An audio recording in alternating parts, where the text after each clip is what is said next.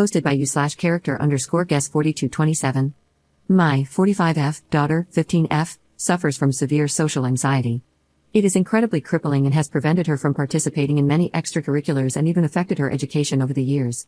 I left my job 5 years ago to start homeschooling her and have since put her in therapy. The therapist and I have been working on getting her back into school more and more for the past year and a half. This is all to say, I am not trying to shame my daughter for her social anxiety at all. It is a debilitating thing to live with, and I can see that firsthand.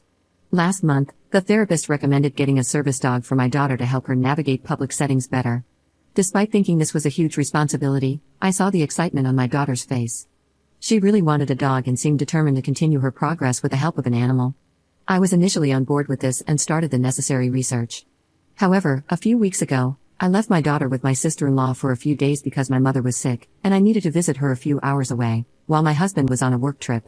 The plan was for my sister-in-law to continue homeschooling her for as many hours as she could manage, but instead, I got a call from her 2 days in, demanding that I take my daughter back home.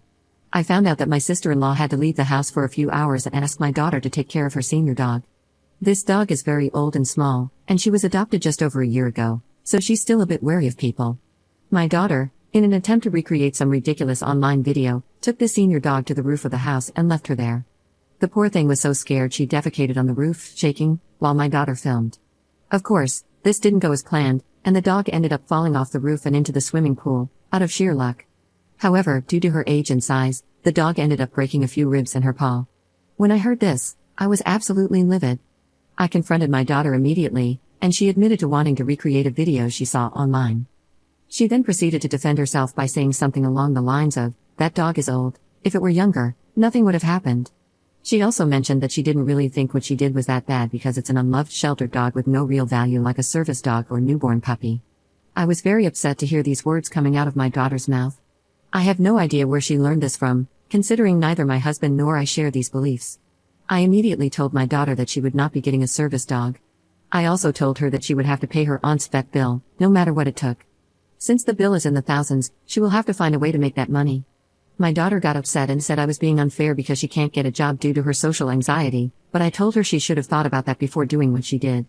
Since then, my daughter has been trying to find a part-time job that requires minimal face-to-face interaction. Despite my husband and me helping her, the only job she was able to find was as a waitress. I asked my sister-in-law if she would be okay with my daughter working off the vet bill instead, but she refused, saying she had no interest in having my daughter anywhere near her house or dog again. Honestly, I thought that was fair enough, so I told my daughter she had to find a way to stick with this job because the vet bill was her responsibility alone.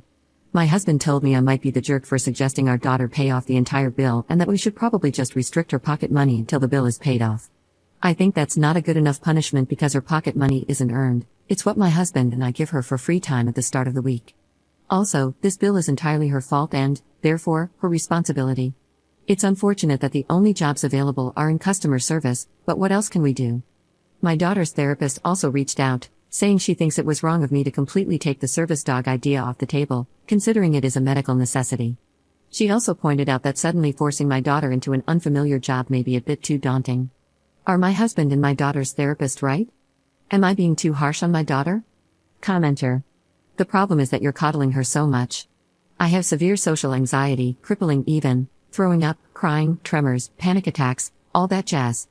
It almost ruined my university career. It actually did mess me up big time when I was getting my master's. And you know what helped me? Being forced into uncomfortable situations, like getting a job.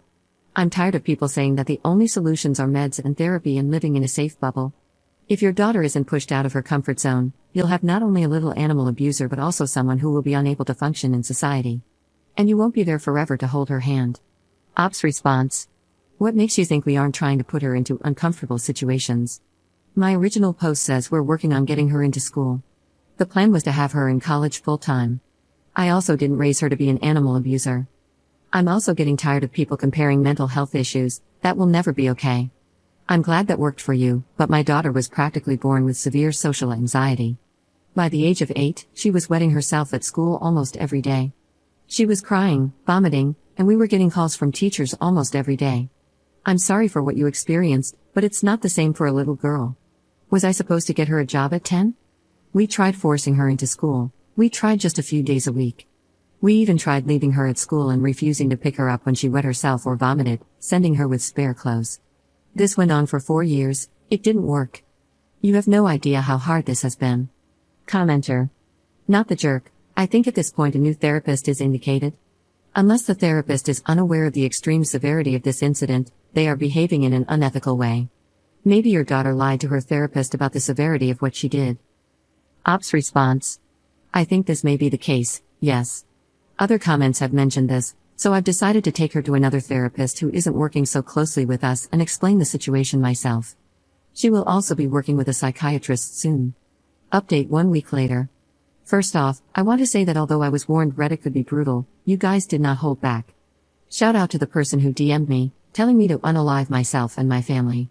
I want everyone to know that I read almost every single comment, even if I didn't reply to all of them. To clarify, when I mentioned a service animal, I was referring to what I was initially told, a dog that could alert my daughter to panic attacks and help calm her down. However, after speaking to other resources, I now understand that what the therapist was actually talking about was an ESA, emotional support animal. Apologies for any confusion, this is all new to me. And yes, where we live in America, psychologists can prescribe simple anxiety meds. Also, yes, I obviously took away my daughter's phone and laptop after this incident. She's only allowed access to what she needs to complete her studies. Now, onto the update. There was a lot of helpful advice and support, so I feel like I owe you all an update. My husband and I have been fighting for weeks about how to handle this situation. We did end up taking her to a psychiatrist, and she was diagnosed with severe social anxiety, as before, and also bipolar disorder. We were told the reason she wasn't diagnosed earlier is that she was too young at the time, and this is something that likely only became apparent recently, as she just hit puberty. So no, my daughter is not a sociopath, sorry to disappoint. And yes, we were told to continue homeschooling, as it's too late to put her in a school where everyone has already formed their own friendship groups, etc. Once again, I had to leave to care for my sick mother, which left my daughter with my husband. Apparently, while I was gone, my husband thought it was a genius idea to show up at my sister-in-law's house and ask if my daughter could see the dog under supervision. My sister-in-law didn't agree but was coerced by my husband. This is what I'm assuming, because despite what my husband says, I don't believe she would have been on board with this. My daughter started crying and apologizing, claiming she felt so sad seeing the broken senior pup, who was now too scared to come close to her. My husband has since decided that, in light of this situation, my daughter deserves her emotional support animal. I completely disagree with this stance and believe she needs more support, therapy, and a wide range of resources, not just an animal. Even if my daughter is genuinely sorry, this isn't a mistake that can be easily forgiven in just a month. I still think we should be pushing her to continue with a part-time job, something she's been gradually starting to do. She's been sent home from the restaurant a few times already due to panic attacks and has even complained about vomiting during her breaks. I told her she's welcome to search for other jobs she might find easier, which she has started to do, but it's been almost 3 weeks of working. I've asked her to stick with it for a minimum of 2 months before quitting and finding something else. She's also not allowed to quit unless she comes to me with a concrete plan for paying back the money. My husband told me that he has already started the application process for an emotional support animal. And by application, I mean he has contacted local shelters and begun filling out their forms. I was very angry and asked him to stop, but he argued that he thinks he should take over her care from now on and quit his job while I work instead. I disagree because I've been handling her care for the past 6 years, but apparently, I don't truly understand how sorry she is now. In light of this, I contacted my sister-in-law and told her I thought it would be best if she filed a police report. I want this on record because, as many of you pointed out, they likely won't give my daughter an animal if they find out about this incident. She agreed and filed the report, which was totally heartbreaking for me. It really hurts to have to do something like this to my daughter. My husband found out, and we've been arguing for days. He's incredibly angry, but I'm trying to stick with this. I'm not sure how the next few weeks will pan out, but I will say that I'm incredibly worried about the future. I have no idea what to do or how to get my husband to see my side. This is very concerning, but thank you for listening. And to those of you who gave advice and support, I really, really appreciate it. Commenter.